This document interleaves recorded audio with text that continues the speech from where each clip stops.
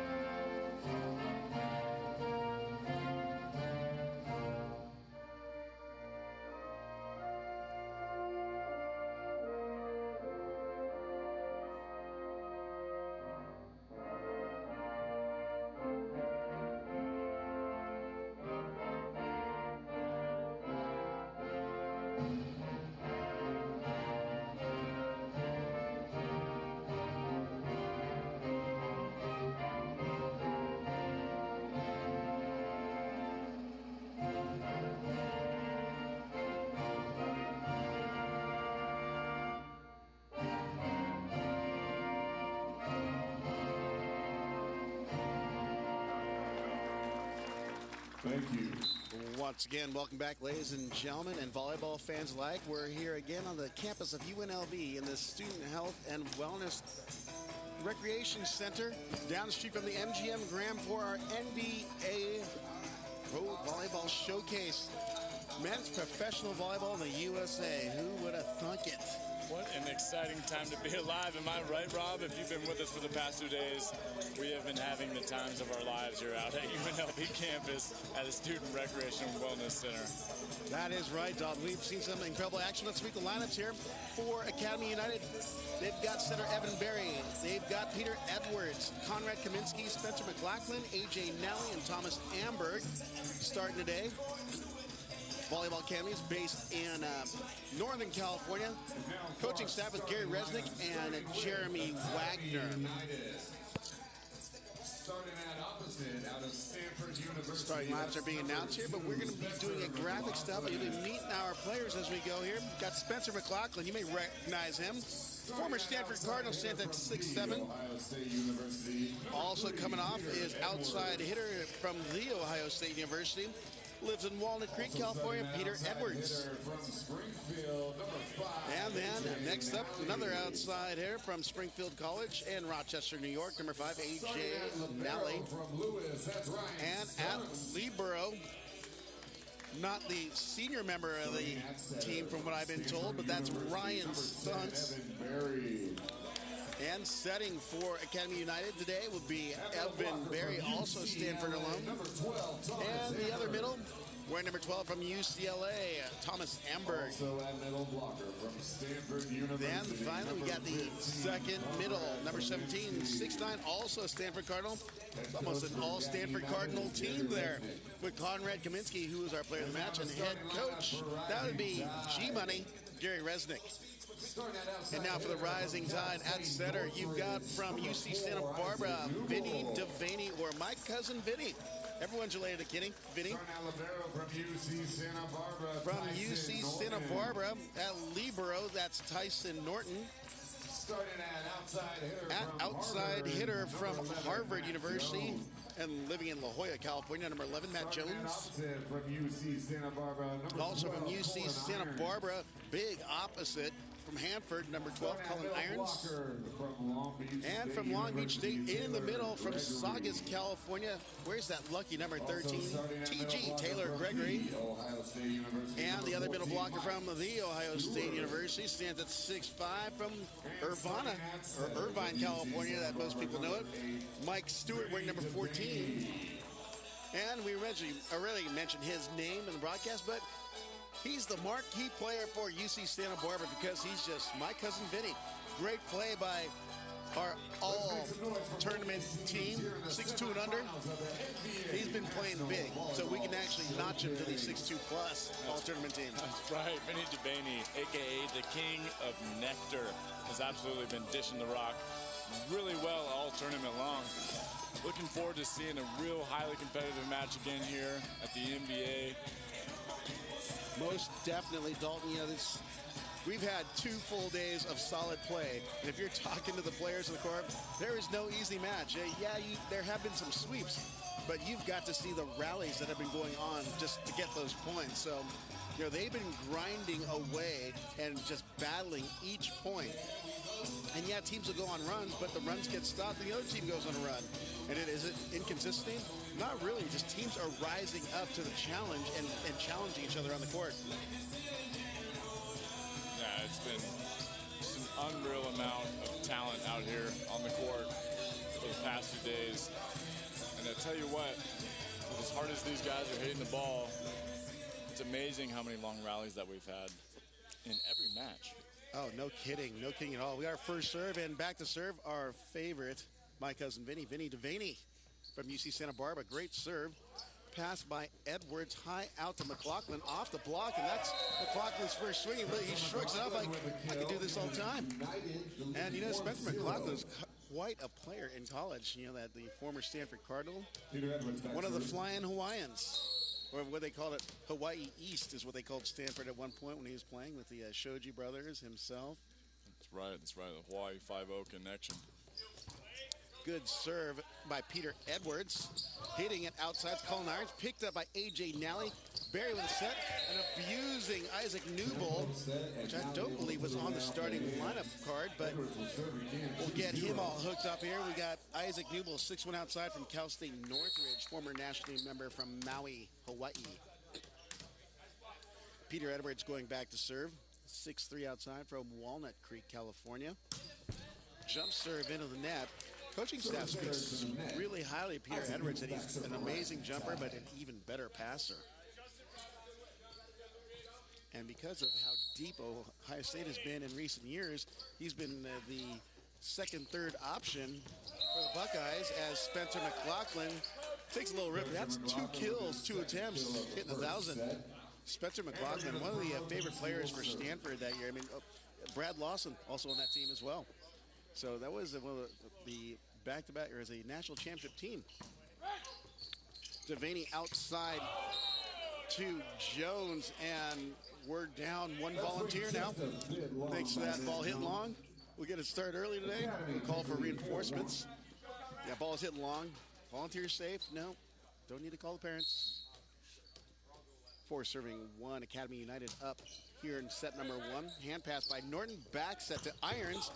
Irons took a good swing. Edwards made a good move towards it, but it's deflected last minute by, I believe it was Kaminsky, stepped in with one hand to try and dig it himself.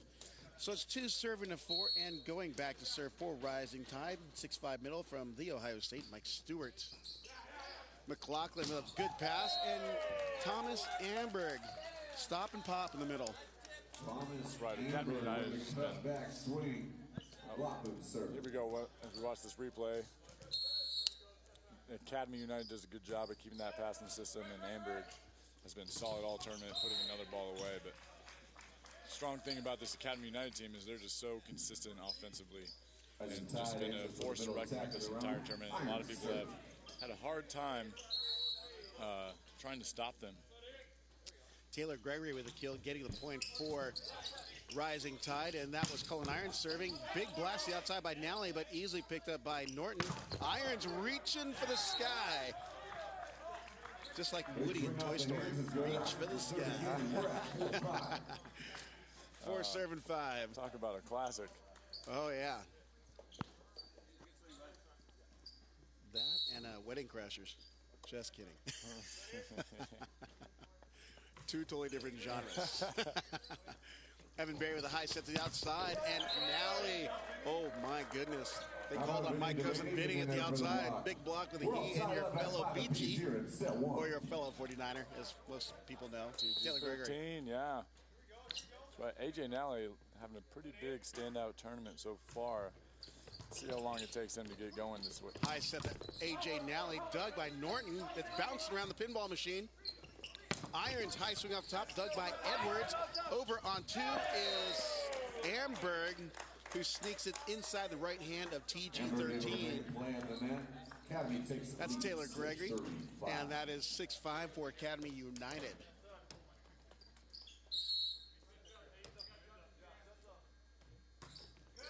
Float serve to, I believe that's Jones. Look at that little wind up. Picked up off the block by Gregory, set over by Newbold. Nally steps in on the pass. Amberg blocked by TG and Jones. Devaney and Gregory. Peter Edwards hits it off the block. Vinny throwing hands up in the air like there's no touch as the ball ricochets off into the stands. Need a better acting job, my friend. There's some acting schools online, Vinny. AJ Nally with the serve. Jump float goes cross court. Great serve. Good set outside to Jones, and Jones knocks it off of Evan Berry. Point going to Rising Tide. Rising Tide based in the DC area, Chesapeake area. Float serve, passed by Edwards. Berry back set. Beautiful set to McLaughlin. McLaughlin, I believe, is 3 kills, 0 errors, but we'll find out in a second as we reach our first sectional timeout with Academy United leading 8-6. Dalton, what have you recognized that's going on in the court here? We're seeing a lot of new guys here for the Academy United team. We got Evan Berry, McLaughlin, and they're just making it look effortless, just like the other guys are playing for them the past couple of days. I think Spencer McLaughlin is 3 for 3, hitting 1,000, and you got Thomas Amberg hitting 750 in the middle. But you know, it's just Chesapeake Rising Tide is going to have to find a consistent offensive force. So make sure you're looking at a lot of contribution from Taylor Gregory and also Colin Irons on the opposite. He's been really big for these guys all weekend long. Well, this is the thing. Isaac Newbold joined the team yesterday, and he was the X factor. He hasn't even touched the ball yet. So look for Rising Tide to go to him. But, you know, the other X factor is Jones. Matt Jones from Harvard. He's been just wicked when he's been given the chance. He just has a fast approach, a big jump, and an even bigger swing. That's right. So it's still early on. It's 8-6. We're only in our first set. Amberg back to serve out of the technical timeout. Ball's passed by Jones. Devaney sits high out. And like I said, Isaac Newbold splitting the block of Kaminsky and buried the outside.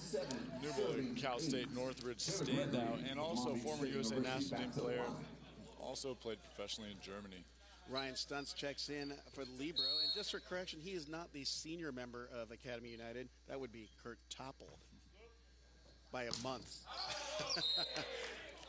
Float serve, misses long for points going to Academy United. Yeah, Ryan Stuntz said his fan club rattled his cage, and he came over to us this morning and said, I'm not the oldest guy on the team. But we didn't say old, we said vintage. Just for correction.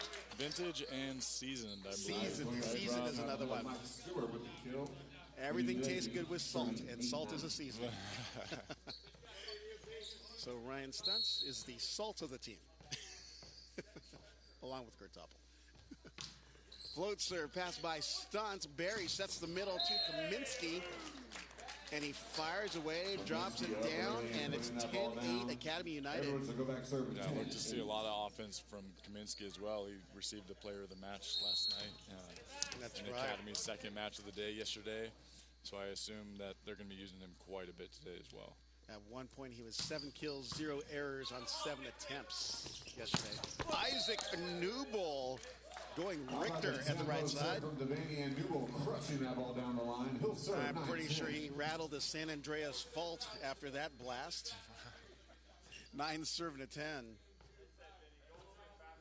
But we are in Nevada, so kind of far from the fault. Might take a while for the after effects, the vibrations. Aftershock to get there, yeah. Spencer McLaughlin off the tape, dug by, I believe it's Jones. Ball's dug up off the scaffolding. We got a double contact called against Academy. Hard ball to get, though. I mean, you know, when it has that weird rotation, especially after it ricochets off something up there, who knows what's coming down with that ball, because there's some feathers coming down yesterday. That is right. It was Tyson Norton on the dig, not Jones for Chesapeake Rising Tide.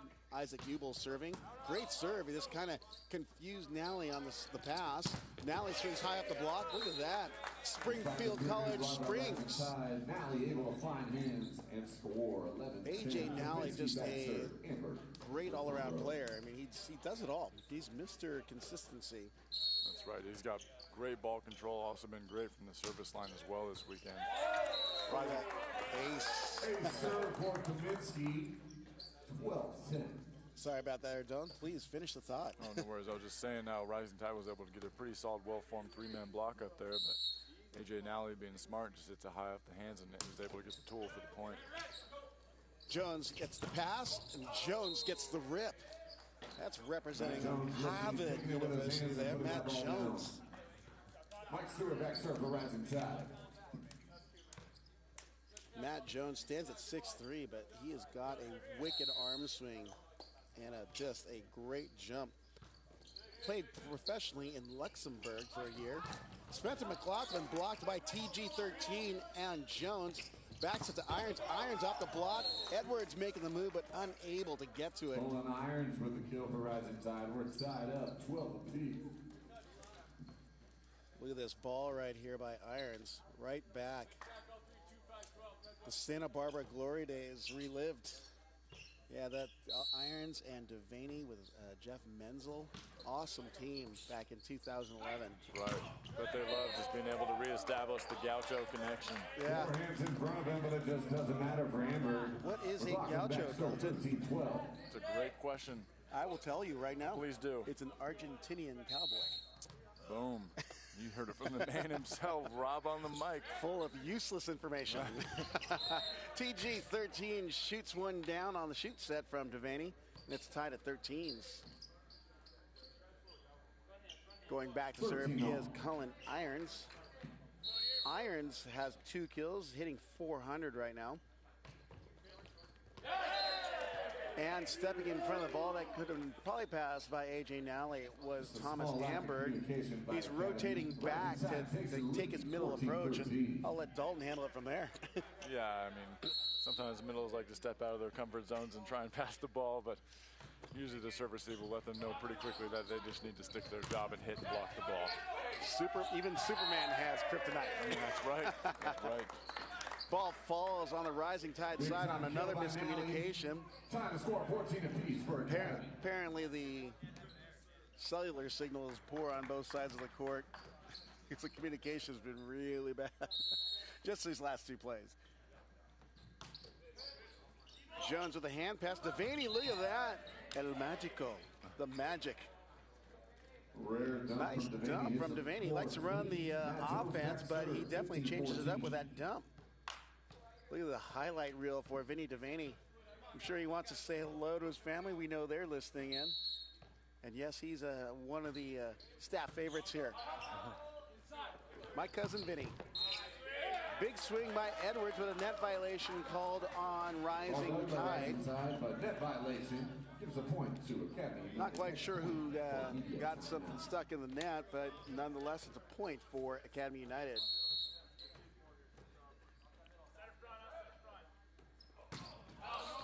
Big rip by Amberg, but it goes wide, and we go into our second technical timeout.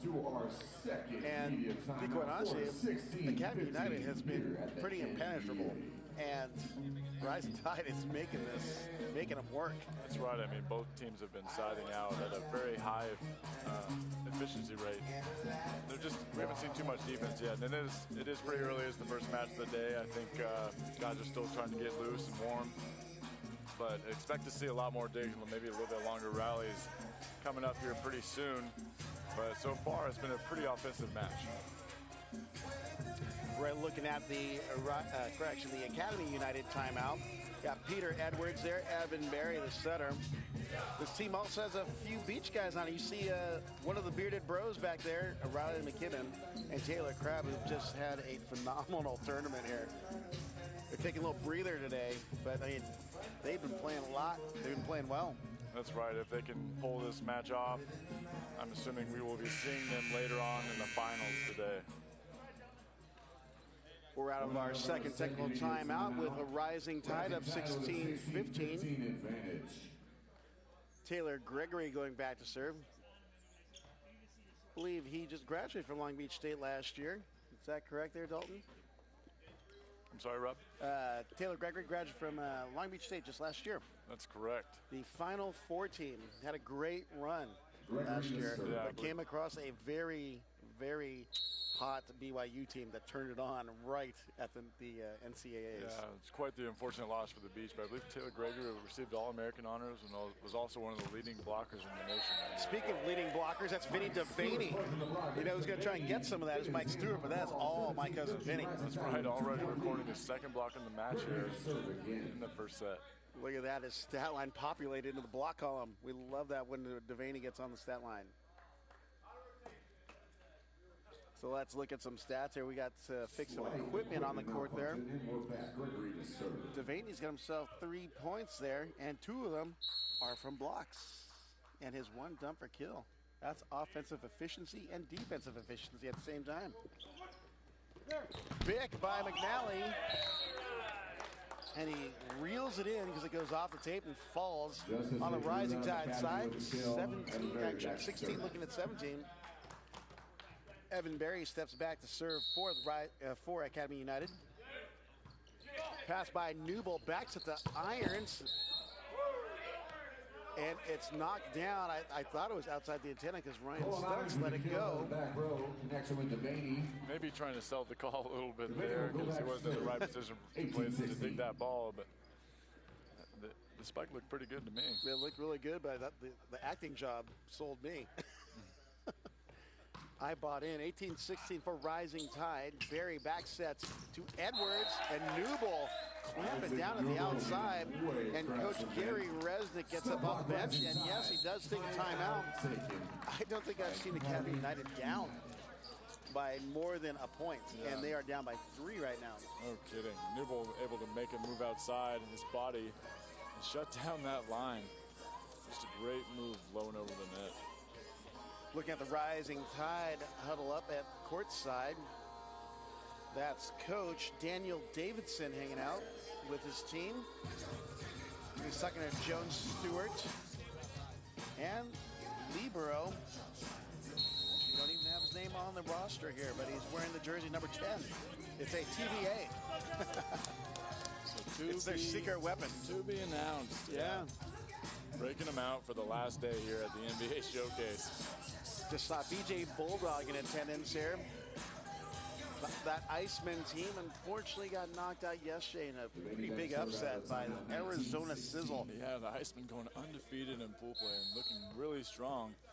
And then in the quarterfinal match, Sizzle just stepped up their game and really just shut down the Iceman. It was a pretty impressive match to watch. Well, because they came under the offensive assault of former 49er, the Surge, Nadazden. That's right.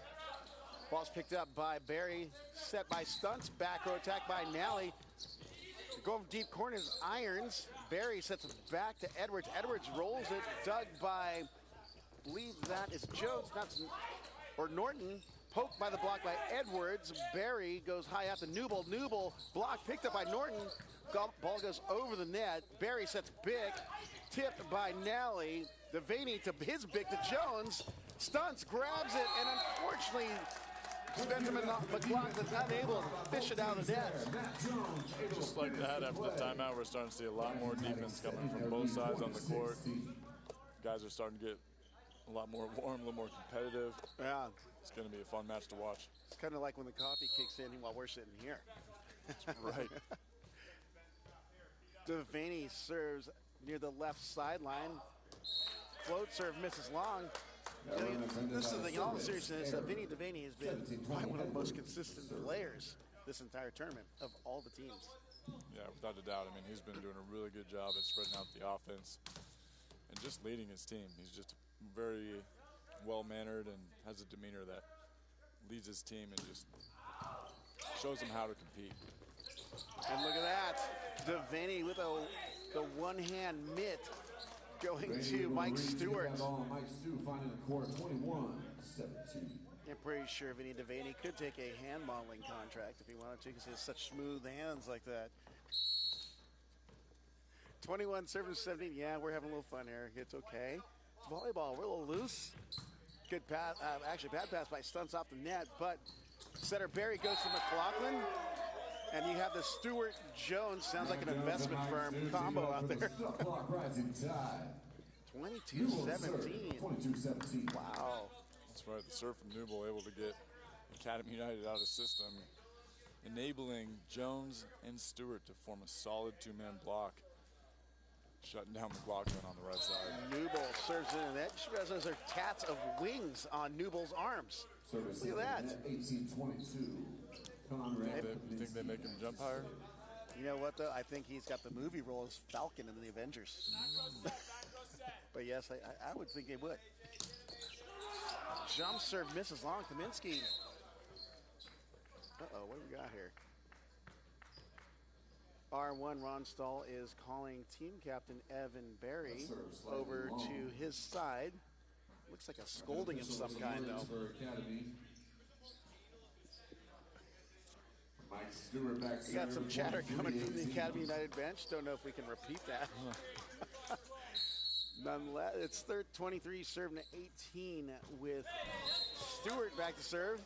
And that one right into the net as Spencer McLaughlin goes back to serve. McLaughlin back to the line, looking to create some energy. McLaughlin, now an assistant coach at Cal, a Golden Bear for the women's team.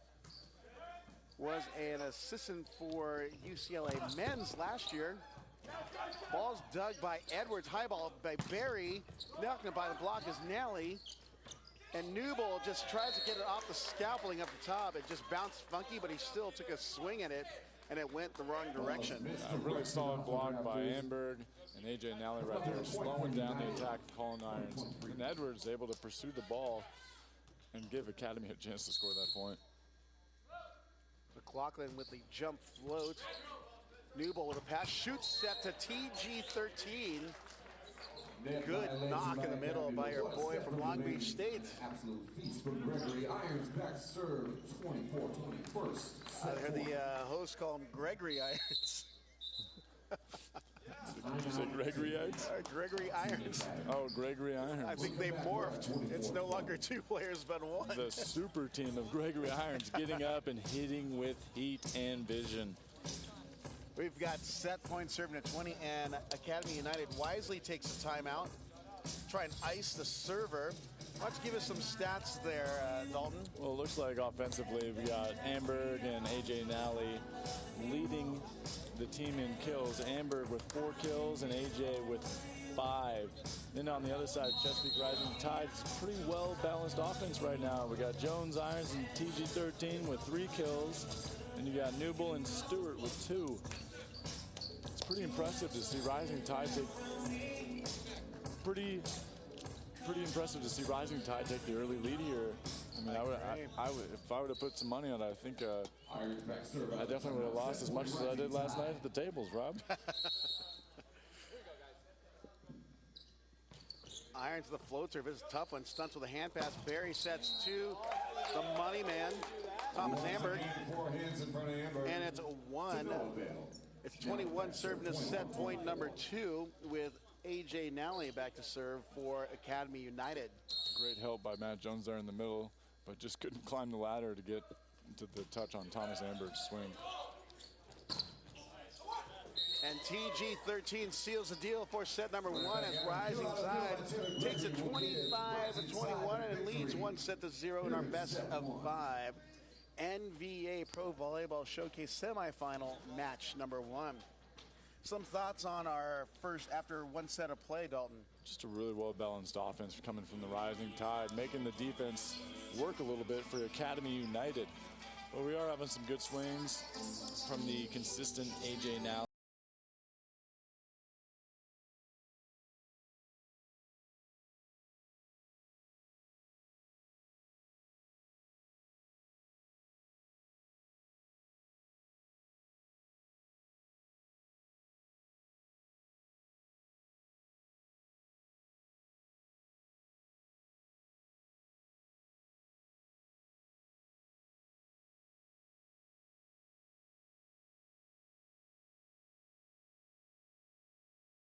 Another Long Beach State 49er alum. And she too is Illuminati. There are so many Long Beach State University reps here, and it's a good thing. But looks like we're gonna have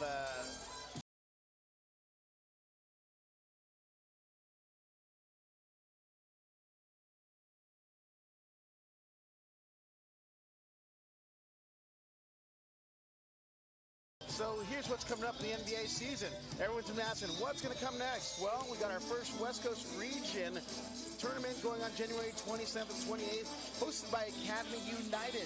Then they lock down the next weekend at February 3rd and 4th, hosted by Team Pineapple in Angola, Indiana. And then there will be a NBA season championship to be in May of 2018. The event location will be determined. So they got a plan. We're going forward with professional volleyball here in the United States. That's right. It's pretty cool to see everything start to go in action. It looks like it's going to be a little bit of a tournament tour, kind of similar to the AVP, where certain regions will be hosting tournaments, giving teams the chance to travel around, visit a few sites for the weekend, and participate in some high-level volleyball once again. Fans can look forward to seeing possibly 6 events throughout the United States held between January through April. Season play will lead into a crossover with the top 2 seeds playing in the NVA season championships in May. And East versus West. East versus West. Stay tuned for more info to come, and don't forget to check us out at NVAUSA.com. That's right, NVAUSA.com, and that's pretty exciting because although there's only 2 dates locked down, we know they're looking at locations for those next 4. That's right, and I think there's already people that have offered host these tournaments. People are just overexcited about what's about to happen. Well, you can never be overexcited. We want all that excitement, you know what I mean? That's right. We want it to be overflowing. We can't get enough of it. That's right. So May is going to be a big month for volleyball. Whole lot going on. Couple substitutions for Academy. You're going to have a new men's national championship. Actually, maybe not, because the Ohio State is picked number 1 again this year. Yeah, that squad just brings some amazing heat from the service line, forcing a lot of teams to be really strong in their reception. Hey, you called it, Dalton. There's a change on Academy United side. Look who's starting now. The POG. And our server is Riley McKibben. I mean, obviously it didn't take too long to bring those guys in the match after losing that first set. They really want to make sure that they ensure themselves a ticket to the finals here. Yep. You just saw the shot of Taylor Crabb and Vinny Devaney chatting across the net. Hopefully it's a little friendly conversation and not an early start to the chatter. I'm sure it's only playful banter between those two. Taylor Crabb, just a great guy, Vinny Devaney as well. I'm sure Vinny's saying, you know, I like the product you're using your hair there, Taylor. It looks like there's been some discrepancies already before we've even started the second set. Oh, no. Tell me we don't have drama already. We've got team captain Vinny Devaney coming over. It looks like they may have something with a delay game card. against Rising Tide. A delay of game against Rising Tide, but not quite sure why. Set number 2. Well, it didn't really result in point. It's It looks like there was something wrong with the lineup card. But the first referee, Ron Stahl, doing a lot of hand gesturing, but we can't figure out exactly what has gone wrong. Yeah.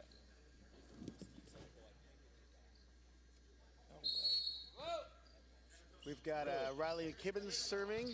Ball's passed by Jones, high out the new ball.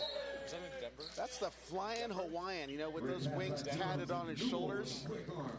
I'm sure that gives him at least an extra 2 to 3 inches with those wings tatted on his shoulders. Vinny Devaney back to, yes, it's nonsense, and you guys are probably going to rip on us here, but that's okay. We're having a good time. Yeah, we could care less because we're having the time of our lives watching the NVA showcase. That's some right. High level volleyball. Colin Irons stayed in the middle to block that because he and Stewart didn't switch over. It's like he recognized the ball was going to be an overpass. He just locked in his position, got up, knocked it down. Rising Tide off with a solid start here in the second set. Yeah, 2-0 already here in our second set. Impressive to see if they can keep this up and hold this lead. Look at Kurt Toppel has been put back into the Academy United lineup. Taylor Crabb, first swing of the night, dug by Vinny Devaney. Set to the right side, Irons reaching for the sky. Ball's dug by McKibben. Got a free ball coming over by Nally. Hand pass by Jones. Oh, we had a little miscommunication. Newell came in for a 3, it looked like. Oh boy, Newell flying in for the lob and Devaney throwing it past the pin. Looks like the cellular reception issue still going on over here. 1-2. It is still early here in Las Vegas. Sometimes the Wi-Fi needs to reboot a little bit to get that connection going. Devaney sets the shoot set to Stewart. Ball ricochets off the basketball standard, hanging above the court.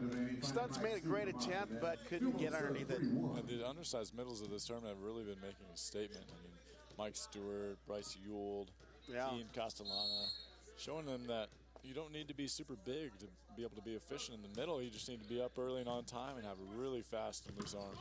Kaminsky dug by Newell. Look at that set. Money to Irons at the right side in pursuit of Stunts, but it hits something up top and ricochets towards Kaminsky. We have a 4-1 lead for Rising Tide.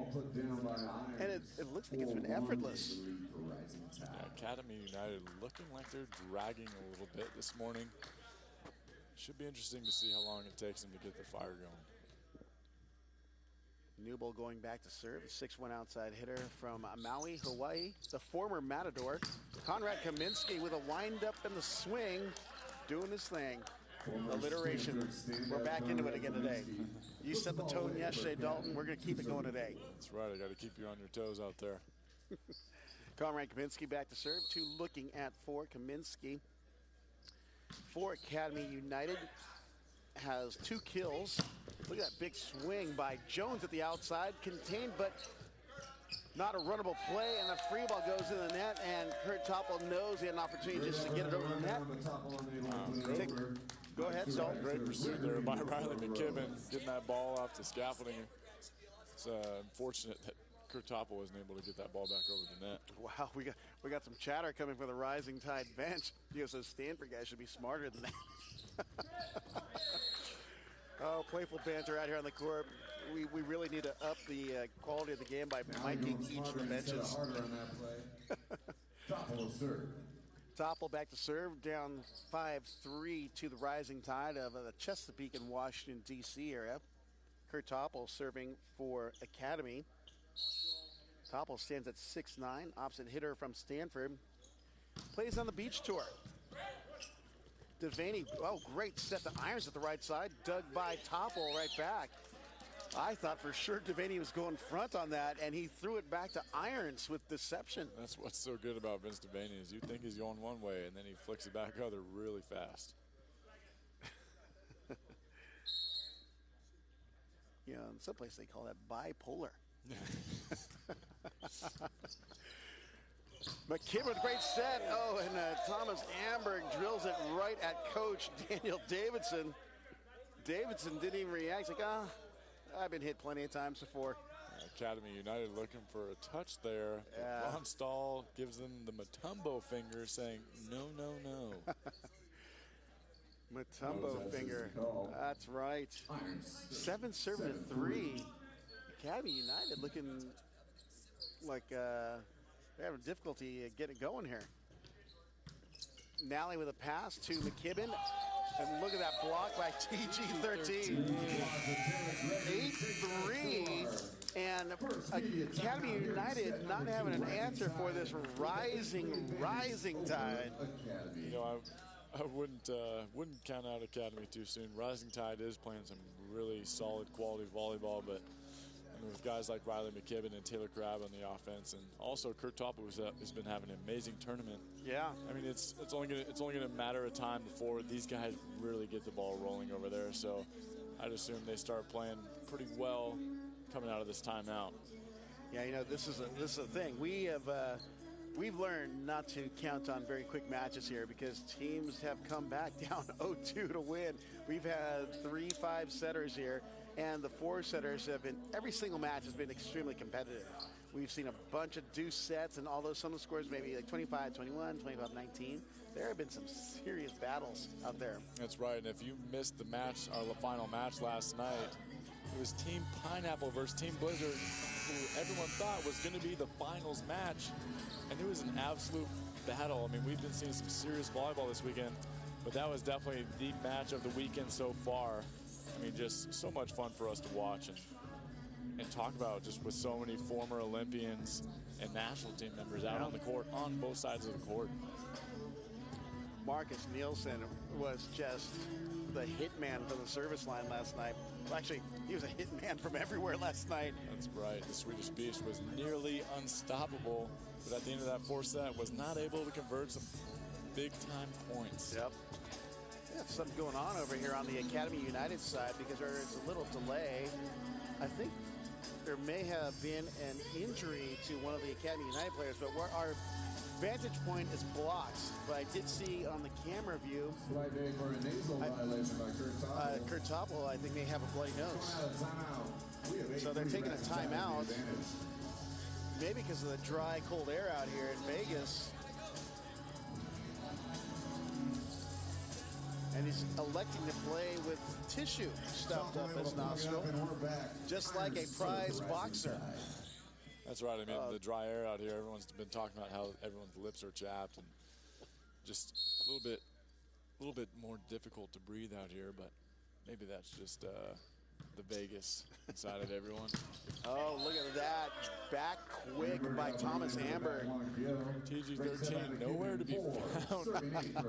Putting up a block against Amberg. Riley McKibben kind of points him out and laughs a little bit. Because TG13 bit on the front quick. That's right.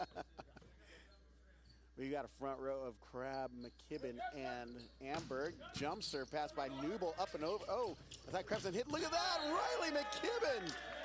Oh, homie got hops. Wow, the Hawaii connection right there. Tyler Crabb showing his beach hands, and Riley McKibben. Great serve from AJ Nally. And then Riley McKibben just loving the opportunity with a nice attack there. He doesn't need Newble's tattoo wings on his arms. Oh, there went one of our VIS guys. If anyone's free, and we need a VIS person now. Luckily, we have Paul Lottman on the sidelines waiting to go in. We're all good here. There's no whistle, so we're getting that serve again out of the first technical timeout. Nally floats down the line. Shallow pass by Gregory. Jones taking a whip at it, and Crabb got underneath it, ricocheted over towards Topple, went back over towards Crabb, but they couldn't get back over. 9 serving 5, Academy United. 4-point deficit here.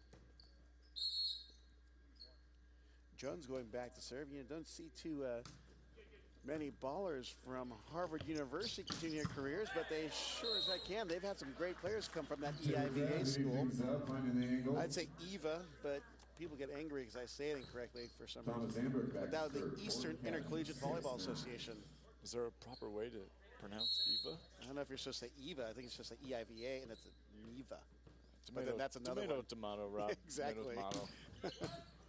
Ball's passed by Jones. Devaney at the Newble. Newble up and over the, well, was recently flying Riley McKibben. But that's a big hit outside by Newble. Yeah, I'll tell you what, Rising Tide looking like a little Academy United-esque with their consistency on the offensive end here and just staying consistent and very well-rounded. It's very impressive play coming from their side of the court this morning. Taylor Gregory with a great serve with velocity and movement, and Kaminsky is blocked by the smaller Stewart. Mike still able to stop the middle attack. It's not like Academy United's in a funk right now. We got to look at our replay here. Mike Stu doing a nice job at fronting the middle and just pressing low and over the net there. See, a lot of the smaller middles, or undersized, I don't want to say smaller, but they have great reaction time. Crab with a roll shot off the block. McKibben sets out to Crab, his favorite hitter. Dug by Gregory. Look at that D by the former 49er. Ball set over. Topple with a free ball pass outside of Crab.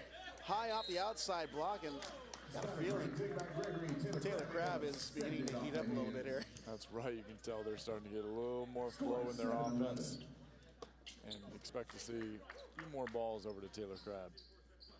Crab, that's only his second kill, but he's hitting 400 or 40%, however you want to say it. The efficiency is 400. Isaac Newble rising and rippings, dug by McKibben, but it goes out of play. Running the gap go to perfection. Newble with the kill down the line. Look at that knowledge by, if you can hear that, MC host, the gap go. It was the gap go set, as McKay Smith is called. That's right. That makes it really difficult on the middle to be able to block that ball out to the go, because they're forced to front that middle on the gap just in case if they get set. So it's a real tough blocking scheme for them. Ball dug out of play after the Kurt Topple attack gets rejected back to the Academy United side. So why is it called a gap go since we're going into a timeout here? So usually the team runs a gap go system. So a gap in the middle is usually about 5 to 7 feet away from the setter towards the left side of the court. So they either want to run that to enable to run the go on the outside, or to get the middle blocker from the opposing side to front the middle on the gap, causing him to be a long distance away from the right side attacker, getting that one-on-one situation. Then the go set is a gap to go. He said set the go set. The gap go. Yeah, yeah, right. Hence the gap go. Hence the gap go. That's right. 13-7, the timeout was taken by Academy United so they can settle down and hopefully get back into the second set. If you're just joining us, Rising Tide rose up in the first to take it 25-21 and also lead here in our second 13-7 as Vinny Devaney goes back to serve. Devaney floats it down the line, hand pass by Nally. McKibben back to Crab. Crab knocks it off his fellow Hawaiian, Isaac Newble. This, realizing you've got so much talent across the United States. I mean, just look at Hawaii. That island alone could populate so many teams with the talent. That's right. Hawaii's just been a mecca for volleyball. I mean, for basically the entire history, volleyball's been around. Yep, Stewart with the middle on that last kill. But yeah, Hawaii, only one major university, University of Hawaii at Manoa. Yeah, just a couple names to mention. It's Crab family, the Shojis, you got the McKibbens. Yep. There's just so many big names that come from those islands. The person I remember, his name is Clayton Stanley, right. Happened to be the big offensive force for the men's national team for quite a few years. Yeah. Cullen Irons hits that long. I thought there was a touch, but it's out, and it's 10-7 to 14. Rising Tide looking like they wanted to get either a net or a touch call there. Once again, Ron Stahl. Kaminsky passed by Norton. Irons this time delivers down, and McKibben anticipated the right area on defense, but he may have come up a little too shallow because that thing came screaming towards his head. Irons once again wants to say hello to his mom and dad. Wants to thank them for watching, and he says that he really loves you guys. Jerry and Renee. Jerry and Renee. Also, Bert and Bridget Haley. He wants to say hello to you too. Topple may not be able to breathe very well right now, but he's there. We go. We've got Kurt Topple who just put that away, even with a piece of tissue up his left nostril. Yeah, I think he does have a bloody nose, and it is hot in the gym too, so that could have caused the bloody nose. It's hot and dry in the gym. It's hot and cold outside. That's right. tissue or not, it doesn't seem to phase Topple. Yeah, or dry and cold. It's dry and cold outside, dry and hot inside. 12 looking at 15, and looks like Academy United making a slow run here, chipping away at the Rising Tide lead. Topple stands at 6'9" as an opposite at Stanford. Ball's passed by Jones. Devaney back out to Jones. Jones, look at that. Cracking the whip at that left pin. Gibbons stopping short, leaned a little bit of the line, and Jones with a nice high cross-body swing down the line to get the kill. Nice cross-body crushing. But there's something, there different kinds of velocities and styles and techniques that hitters have. And his seems like he's got a really whippy arm swing, I guess is a way to describe it. And there's some that just like brutalize the ball because they're big dudes. Yeah, in order to be really effective, especially on the pins, you got to have a really fast and loose arm. A lot of people think you need to muscle the ball a lot, but really if you're fast and loose and precise, you're going to be really effective. Like Taylor Crabb's arm swing is fast, loose. That's right. It's like a little whip. Yeah. And Jones had the same thing. That's what I saw when he's, because our vantage point, we see his approach and we see that swing, and it's almost like a millisecond. He changed the last like second, and so his shoulders are pointing full angle. Then he goes across his body, but he changed it so fast, so the blocker had to commit to taking just that angle area. That's right. Just showing you how good his vision really is when he's up there. He can see the block and see that he has that shot in his arsenal. Oh yeah, so we've seen good stuff here, and be incredibly awesome to catch this here in the United States, which is what the NVA is here to do. Exactly. Because you have to let action define you, which you've been saying all weekend, Dalton, and so well. Oh, my goodness. Actions speak louder than words, Rob. And here in the NVA at the showcase, we let action define us. Ball's tipped by the block by A.J. Nally. We had a pancake convention on the Rising Tide side.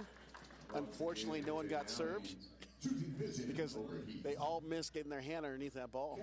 Slowly but surely, Academy is starting to inch their way back into this match, and you're starting to see the Blizzard squad roll into the gym. We got Russell Holmes, David Lee, Paul Ottman, a bunch of stars. Look forward to seeing their match against the Arizona Sizzle squad right after this. Dark horse team advancing to the semifinal, that's for sure. That's right. Jump serve by Nally, passed by Norton, tipped by Gregory. Looks like there's a miscommunication in the set there. And T. Krabs, Doug, goes into the net. And it's a free ball. It looks like the scaffolding worked to Rising Tide's benefit. T. Crab dug down the line, but we got a net violation. Yeah, I haven't seen Taylor Crabb have to adjust so much on his attacking with the way that Vinny Devaney has been playing, because he's really having to think.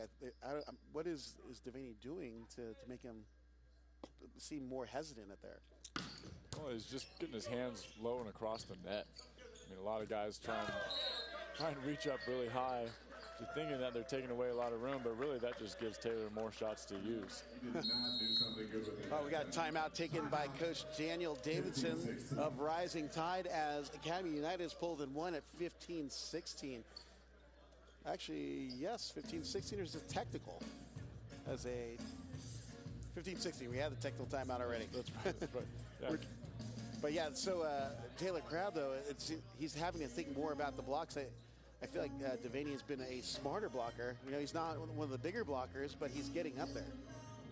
That's right. And you're starting to see a lot more service pressure coming from Academy United's side, making Rising Tide work a little bit harder in their offensive situations. They're starting to see a little bit misconnections between Vinny and some of his attackers. Rising Tide's going to have to start channeling their serve receive a little bit more better, so we can run a little bit more effective offense. Hold on to this lead that they have. Also, at the other side of the net, you've got Isaac Newbold from Maui, Hawaii. Then you have Riley McKibben from Honolulu, Hawaii. And these guys probably play against each other and know each other's tendencies. That's right. Oh, and A.J. Nally serves it in the bottom of the net out of the timeout. And that's right, you heard it. He got iced on the timeout. 17-15 Rising Tide. They can go up 2-0, or Academy United can tie it one piece. Taylor Crabb flying at the outside. Once again, it appears Crab as we get into Not a whole lot of emotion on Crab whenever he plays, and that works to his advantage because you just don't know what's ever going on in his head. If you were telling me he won $1 million in slots, you wouldn't have any emotion from him. No kidding. But you know from playing with him. That's right. I think the $1 million in slots might change his demeanor just a little bit. 17-17 with Thomas Amberg back to serve, the former UCLA middle blocker. Looks like we got a wet spot here on the court on the side of Rising Tide. Oh, this is a stall technique. This is a desert. Ain't nothing wet here in the desert. Trying to ice the server a little bit here. Let's see the only thing wet is the bar and the MGM Grand, right? That's a stall technique. Thomas Amberg back to serve for Academy. He's a 6'8" middle. Played some professional ball in France. Ball's passed by Norton. Devaney, quick back set to Gregory. Great play by a Rising Tide. How about the touch from Gregory? Taylor Gregory just choosing vision over heat right there. Watch this really nice pass by the Rising Tide serve receive, able to keep them in system. And Taylor Gregory just using his vision to get that kill. Great serve by Gregory. Always been a tough server in the time that he's been playing. And look at that beach shot. The beach is now open. That's right. It was only a matter of time until Taylor Crab started breaking out those shots. I was talking with Vince Devaney this morning, and he said that we just got to be ready for whatever Taylor Crab's going to bring. Yeah, I just realized I didn't log into the YouTube feed, fans, so we can actually respond to you now because I got it up. Look at that double stuffing so close to Thanksgiving. That is Conrad Kaminsky and Kurt Topple with Kleenex in his nose. See, a nice pass, but Kurt Topple was just waiting out there, setting up a nice, formidable block, shutting down Newble. No me gusta is what Kurt Topple is saying at the outside of Newble. Another swing for him. Topple gets a couple hands on it. McKibben sets out to Crab. No surprise there. And Crab taking care of business. The Flying Hawaiian, he's back. Flying Hawaiian, inherited by the LBC. Academy with the lead, 20. Academy United with their first lead. We just realized they were up 19-18 now, up 20-18. Now taking McKibben to serve. That's right. Taylor Crab slowly rising to take over Academy United's offense, leading the team with 7 kills. Also AJ Nally with 7 kills, both hitting over 500 hitting percentage.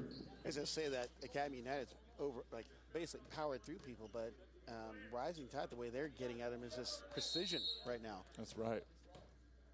So Devaney running a great offense, using and spreading out his options. Good pass by Stunts. Kaminsky grabbing the line. Cut back from Conrad Kaminsky, 21-19. 21 serving to 19. Going back to serve is number 1 Taylor Crab. Listed at 6'1" from Long Beach State, but I think we can debate that. Even Taylor will say that. He'll push for the 6'1", but he'll concede a 6-foot listing. Just don't get into the 5s. Sometimes guys got to give themselves a couple extra inches to, all right, we got some give more themselves a little bit of a confidence boost. Drama with the first referee and our second referee. Have a referee convention. It's hard to get a sense of what's going on. That's Ron Stahl, our first referee. You can just see from the players' faces, like, seriously? We got some discrepancies, but once again, Ron Stahl just unwavering, has complete control of this match. Raleigh McKibben waving his finger at Ron Stahl. Slight miscalculation on the timeouts taken by Rising Tide. Oh, let's see, timeouts. 1 of 2. It's hard to keep track here. Taylor Crab will serve. So is the amount of timeouts are used, Rising Tide has used 1 of 2 timeouts. I think they are arguing that they had none left. As Taylor Crab goes back to serve. 2 is a pretty big number to keep track of. Because it comes after 1. Going back to basics here with the reffing staff. New ball set to the right side, dug by Topple. McKibben goes outside to Nally. And Nally with a rise and rip. Academy extends their lead 22-19. Academy United is asserting themselves as Coach Daniel Davidson takes his second and final timeout down here in our second set. Yeah, with Academy United's consistency, it was only a matter of time until they fought their way back into this match. You know, I think we all expected them to come back and start getting the lead, but I think it just took them a little bit longer than we expected. Yeah.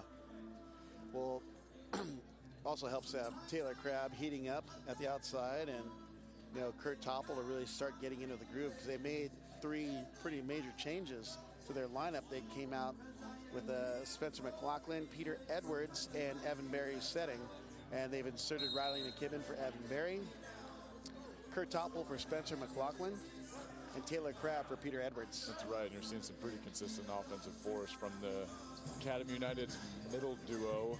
Amberg, who has 6 kills, and Kaminsky, who has 3, both hitting over 600% efficiency. Is that all?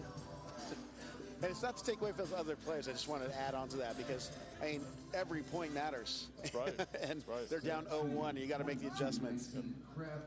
Because they were playing well. You know, it's just, when you got a loaded lineup, it's like, pick which way you want to, like, put a team away. Colin Irons up, and over the block. Knuckler by Topple goes over the net. Devaney, high ball set to the outside of Irons, and he bounces it off of stunts waiting. Irons absolutely ripping the ball past the You know, that ball had some serious heat on it from Irons. 20 looking at 22. Rising Tide trying to make a run, and that floater by Newell misses just long. A.J. Nally smiling because he had to do a little dodgeball. Maybe have to look that up again. Dodge, duck, dive, and dip.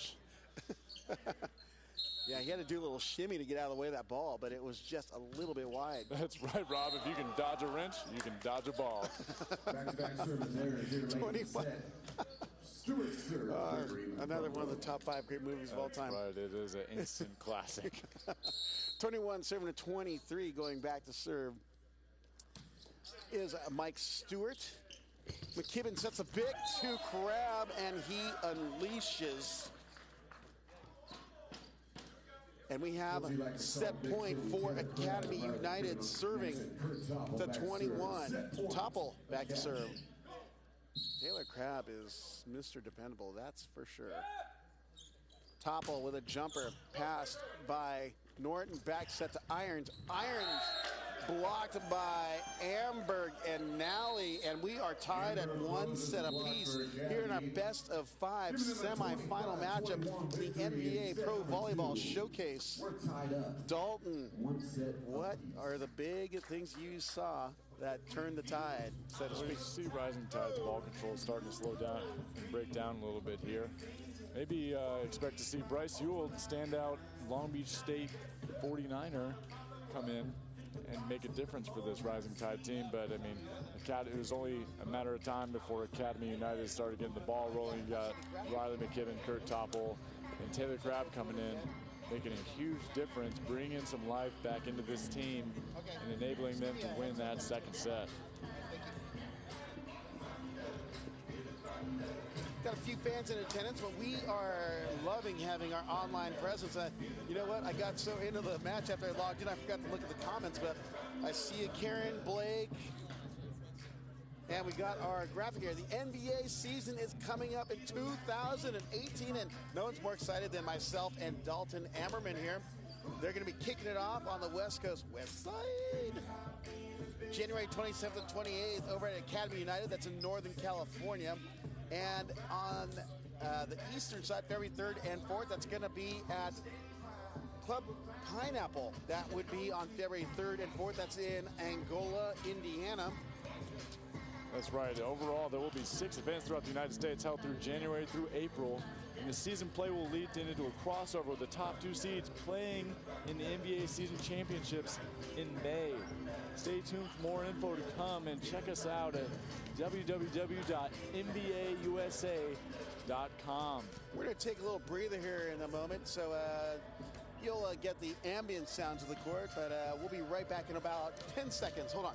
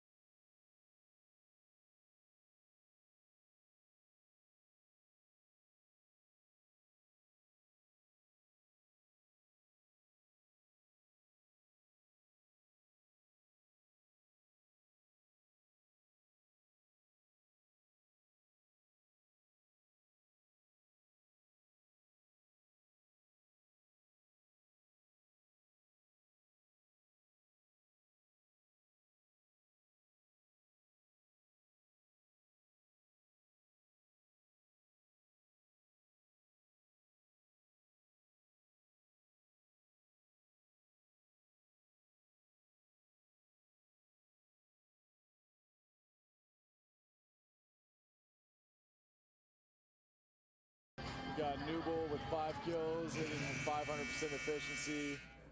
And Matt Jones also with 5 kills and hitting at 560% efficiency. Taylor Crabb already with 8 kills after just playing 1 set. We also got AJ Nally with 8 kills, hitting at 620% efficiency.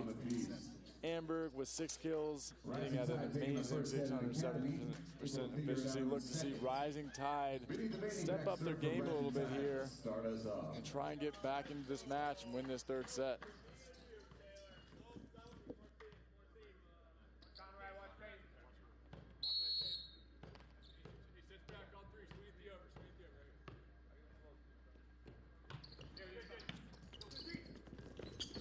Hey, welcome back, guys. We've kicked off our 3rd set. We're tied at 1 set apiece. If you're just joining us, we're in semifinal number 1.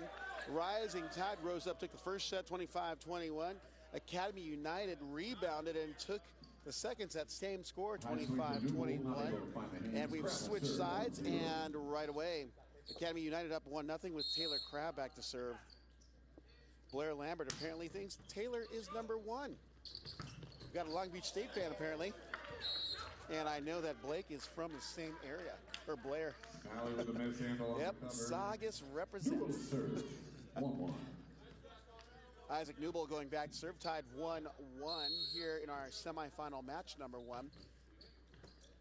AJ Nally with a hand pass. Look at that, getting up is Conrad Kaminsky. Newbold rolls it, dug by Stunts. McKibben back to Topple, abusing the block of Matt Jones. Great dig by Norton for Rising Tide, but ball comes back. Great sequence there for both sides, with Kurt Topple winning it out. No more Kleenex's nose. Apparently bleeding has stopped. Wasn't a wound, just the bleeding from the dry desert air. Service in the net by Kaminsky. Kaminsky kind of off his service game today because he's been pretty rock solid. He had a really big match last night, getting the Man of the Match award. So it seems like he's getting taking a little bit longer to get started today.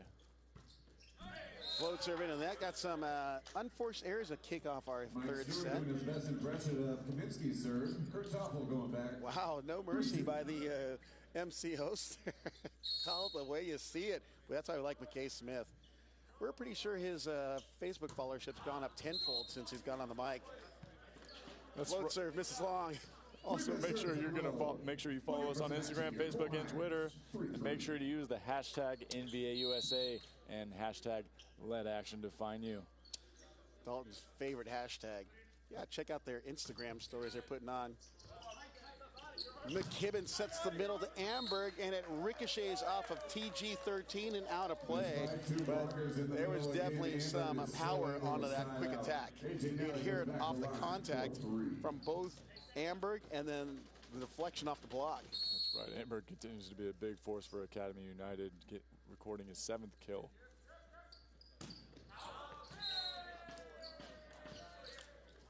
Looks like a service long. So there may be some confusion with numbers here from the players.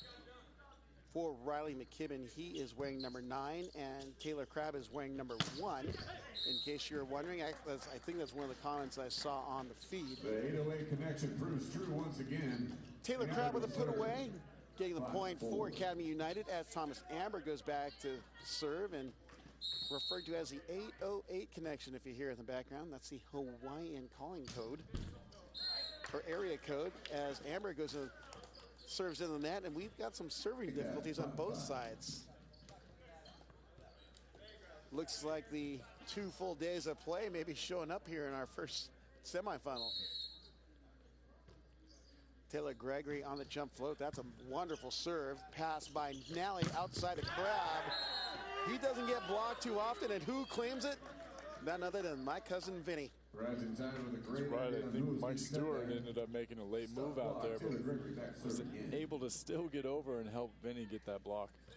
Would look like Stewart got, but Vinny celebrated like he claimed it all. So, which is good for us. We like seeing those small guys get big blocks. That's right, representing for that 6'2" under club. Kaminsky drives it across his body and down, and we're tied at 6s as Riley McKibben goes back to serve. Floats are passed by Newble. Devaney sets out back to Newble. McKibben picks up on D. Back to Stunts and Topple on the attack.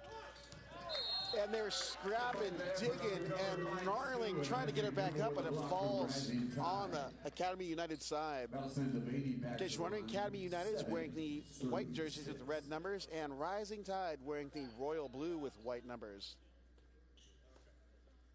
Rising Tide from the Washington, D.C. Chesapeake area of the United States. And Academy United representing NorCal, or what they refer to as the Golden State. Crab with a hand pass outside to Topple. He's rejected by Irons and Stewart. And oddly enough, you don't hear about Irons blocking too much, but he's still a pretty major defensive force. That's right. I think that set was a little too low for Topple there, not enabling him to reach up and hit that ball at the highest point. But good solid move, blowing over the net here by Colin Irons, getting all the way out to the antenna, getting a solid form 2-man block there to shut him down. Yeah, there's considering all the service areas, you see the teams really beginning to get out of their little funk that they had.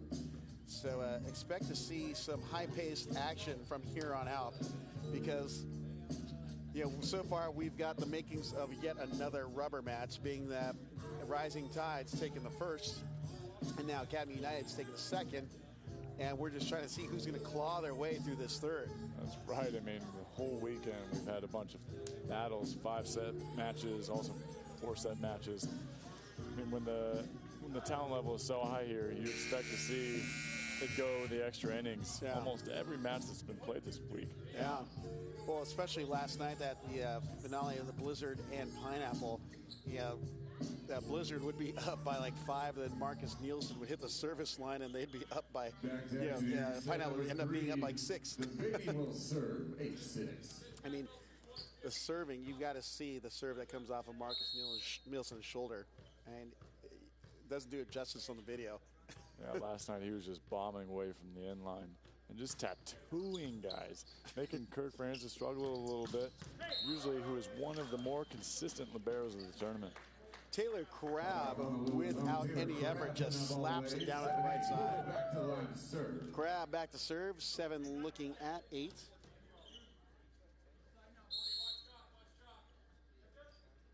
Crab with the float, serve pass by Jones, set in the middle to Stewart, and he knocks it down, and we're go to 9-7 in favor of Rising Tide. Isaac Newble, the former Matador, back to serve.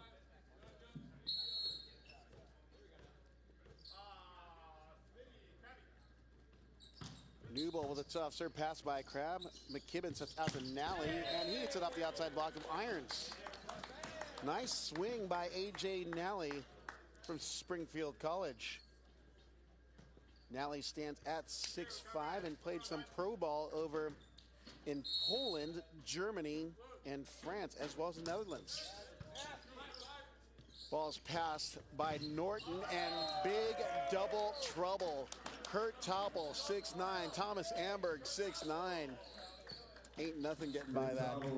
Right, a little trouble with the serve receive from the Rising Tide, making the blocking scheme easy for the Academy United to get outside and shut down Matt Jones on the outside. 9 serving to 9. Quick back set. Beautiful to Cullen Irons. Doug, look at that one-hand stab by Crabb. Nally with a roll. Devaney there waiting on defense. Norton steps in the set outside of Jones. Another tip. Riley McKibben with a pancake still up. Crabb goes, sets it over. Irons with a pass outside of Jones. And McKibben digs the quick attack by Jones. Another free ball by Topple. Stepping in is Stewart, back to Irons. Tipping it off the outside block of A.J. Nally is Cullen Irons. 10 serving 9. Effort on both sides of the net there. And looks like we may have a fallen player on the side here. We have a quick wardrobe malfunction. 10 serving to 9 after that tip by Irons off Nally at the right side. May have a little injury, a little cut on the knuckle of A.J. Nally. Nothing too serious, but we're looking for duct tape or a Band-Aid. So it looks like we're going to go into a timeout here on the bench, and we're looking for some athletic tape for A.J. Nally. We said nothing serious, just a cut on the knuckle from when he landed on the floor out of play after the ball was tipped off of his hands. But this white athletic tape does wonders. Just more knuckle reinforcement. I think it's the way he fell. It just was awkward. I think his knuckle grabbed a piece of the that was uplifted or scraped one of the crevasses. 10-9 for Rising Tide here in our third set, tied at 1 set apiece. And Bart Kowalski subbed in while we were paying attention to the A.J. Nally issue, but he served it into the net as Mike Stewart checks back in. A.J. Nally's delay proved effective. Stewart from the Ohio State University, from Irvine, California. As Kurt Topple steps back to serve, the former Cardinal. Newbold with a pass to Devaney. That's a low set to Gregory, but he tips it by the block. Saved by Topple. Crabb rolls it, set by Devaney, or picked up by Devaney. Jones with a cross-court rip off of the announcer. Check if McKay Smith is okay. Gregory, but swing is just wide. McKay Smith not even phased, still talking. Taking the lead, 11-10. Academy United take the lead at 11-10 after the unforced error on the attack. Looks like the antenna may have bent inward due to a player going into the net. And the atmosphere is absolutely electric here on the UNLV Student Recreation and Wellness Center. Big double denial, and Riley McKibben, oh, he's doing the, I got paid. Chalk up the stats for Riley McKibben. Mark him down for the assist on that block, even though I think Amberg swallowed up that attack. All show, no go. 12 serving at 10. Topple back to serve once again. Great serve down the line, picked up by Jones. Back set to Irons high. That's a big block out there by Nally and Amberg as that misses long. And it's 13 serving at 10. There. That was a nice high swing from Cole Irons down the line, but possibly a touch from the block. Academy United, but the reffing staff did not pick that up.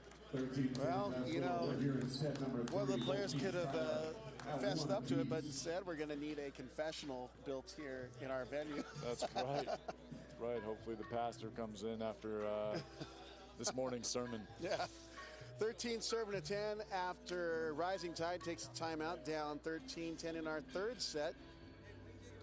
We've got the makings of yet another good volleyball match. This is semifinal number 1. Winner goes into the gold medal match, which will be played around 6 p.m. today. So we invite you to hang out with us today and watch the awesome volleyball that's going on right here in Las Vegas. That's right. And if you are tuned in with us, make sure that you're posting and sharing this link and just letting people know about the NVA showcase that's going on here this weekend in Las Vegas. Hashtag NVA USA and hashtag let action define you.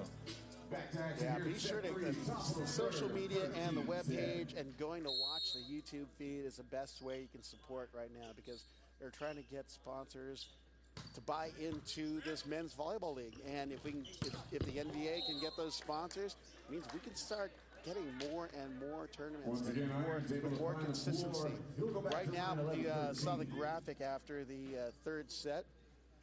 You saw they have 2 dates established. They're trying to go for 6 going up until the month of May, and they're going to have an East versus West for the first NVA championship. Taylor Crabb tipping it shallow left. Right there is Norton.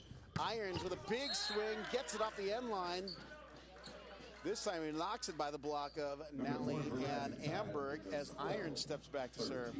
So again, just saying, spread the word, share, click like, tell everyone about it on all your social media feeds, Instagram, Twitter, Facebook. And tag, as Dalton was saying, NVA USA, hashtag NVA USA. Topple with a dig right back. McKibben goes out to Nally. Nally drives down the line. Iron's there waiting for it. Devaney makes a stab for it, but it falls just too far out of play for Devaney to keep it in play. 14 served to 12. AJ Nally going back to serve for Academy United. Look at that. Blair Lambert. Topple is my favorite Loyola High School alum. Didn't know he went to Loyola. He played for Michael Boley. There's a lot of, like Stephen Erdvin that went to Loyola High School, former Stanford Cardinal. That's right. Loyola to Stanford.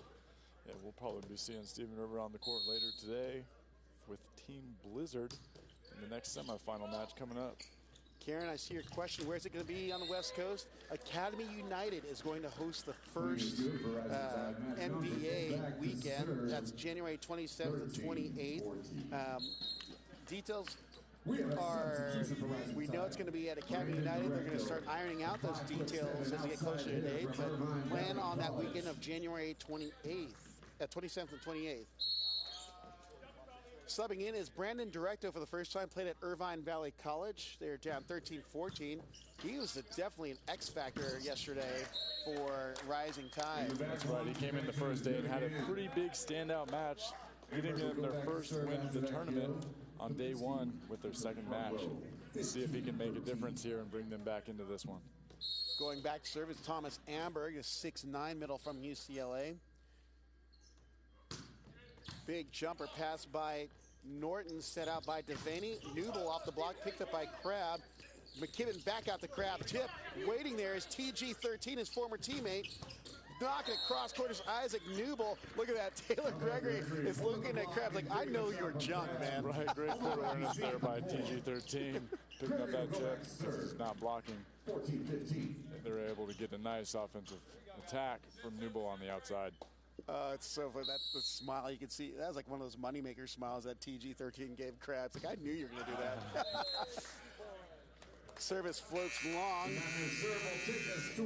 as we take our second technical timeout with Academy United leading here in our third set.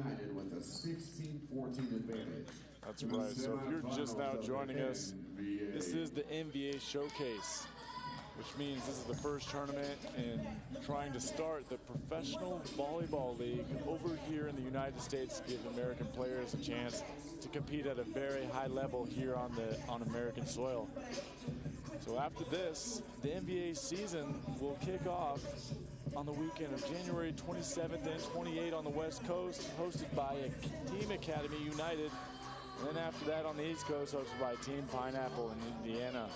Fans can look forward to possibly up to 6 events throughout the United States held between January through April. So it'll be kind of like the AVP Tour, where we have a series of tournaments giving teams chances to travel across the country and compete against each other at a very high level. And then at the end of the season, we'll lead into a crossover with the top 2 seeds playing in the NBA Season Championship in May.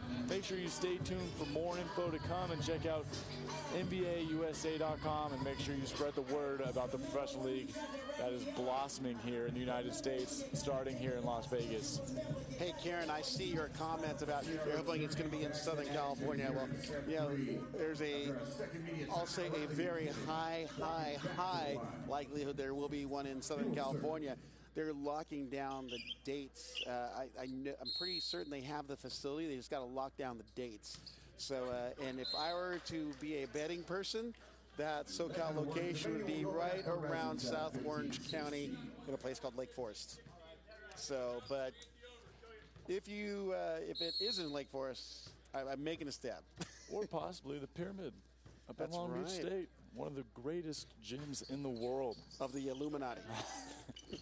Look at that shot by Conrad Kaminsky. Yeah, Long Beach State is a possibility. We have venues there. I think they just got to lock down the dates.